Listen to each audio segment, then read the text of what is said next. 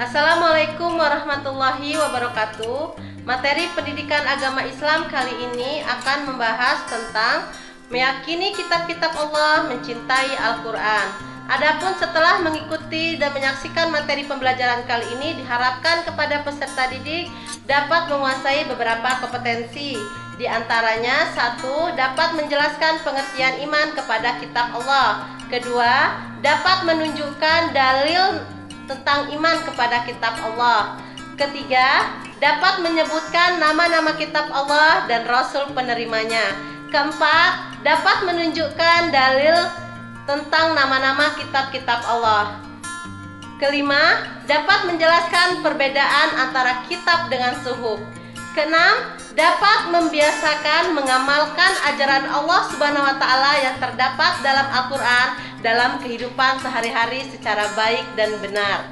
Iman kepada kitab Allah adalah percaya dan yakin dengan sepenuh hati bahwasannya Allah Subhanahu wa Ta'ala telah menurunkan ayat yang menjelaskannya kepada para rasulnya. Bismillahirrahmanirrahim. Dengan nama Allah yang Maha Pengasih, Maha Penyayang.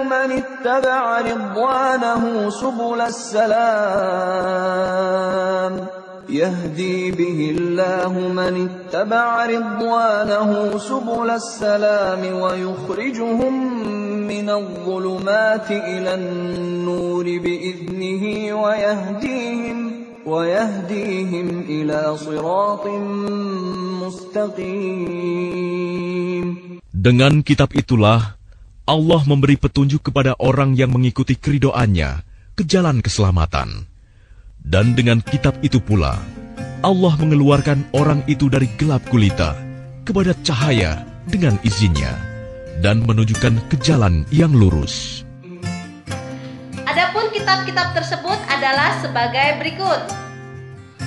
Kitab Zabur diturunkan kepada Nabi Daud alaihissalam pada abad ke-10 sebelum Masehi, ditulis dengan menggunakan bahasa Kibti. Hal tersebut dijelaskan dalam Al-Quran Surat Al-Isra ayat 55.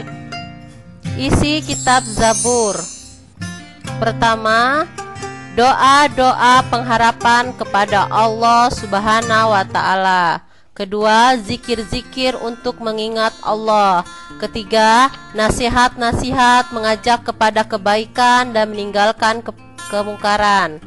Dan keempat, hikmah-hikmah pembelajaran yang dapat diambil dari kisah-kisah umat-umat terdahulu. Kitab Taurat diturunkan kepada Nabi Musa alaihissalam pada abad ke-12 sebelum Masehi. Ditulis menggunakan bahasa Ibrani. Hal tersebut dijelaskan dalam Quran Surat Al-Mu'minun ayat 49. Pokok-pokok ajaran kitab Taurat. Pertama, perintah mengesahkan Allah. Kedua, larangan menyembah patung dan berhala. Ketiga, larangan menyebut nama Allah dengan sia-sia. Keempat, perintah menyucikan hari Sabtu. Kelima, perintah menghormati kedua orang tua.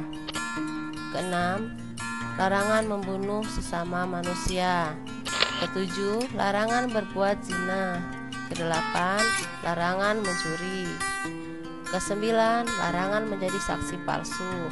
Kesepuluh, larangan mengambil hak orang lain. Kitab Injil diturunkan kepada Nabi Isa alaihissalam pada abad ke-1 Masehi. Ditulis menggunakan bahasa Suryani. Hal tersebut dijelaskan dalam Quran Surat Al-Maryam ayat 30.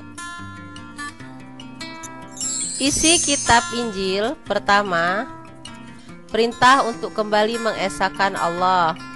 Kedua, membenarkan keberadaan kitab Taurat.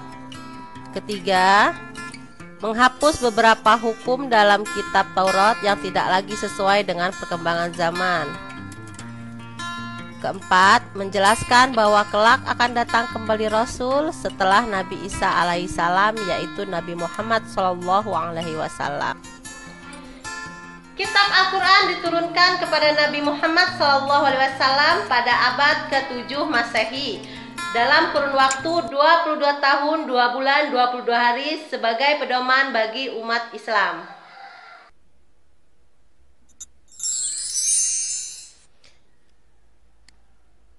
Isi kitab Al-Quran. 1.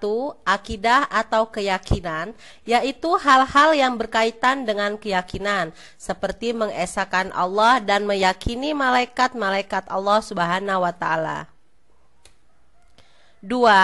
Akhlak atau budi pekerti, yaitu berkaitan dengan pembinaan akhlak mulia dan menghindari akhlak tercela. 3. Ibadah, yakni yang berkaitan dengan tata cara beribadah seperti sholat, zakat, dan ibadah yang lainnya.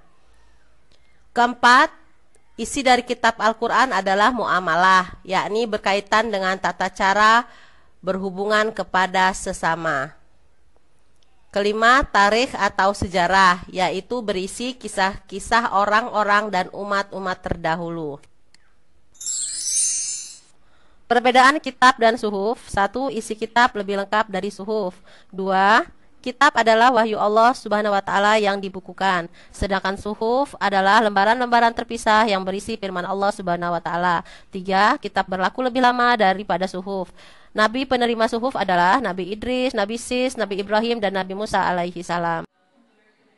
Demikianlah video pembelajaran kali ini, semoga dapat bermanfaat buat kita semua. Akhirul kalam, wassalamualaikum warahmatullahi wabarakatuh.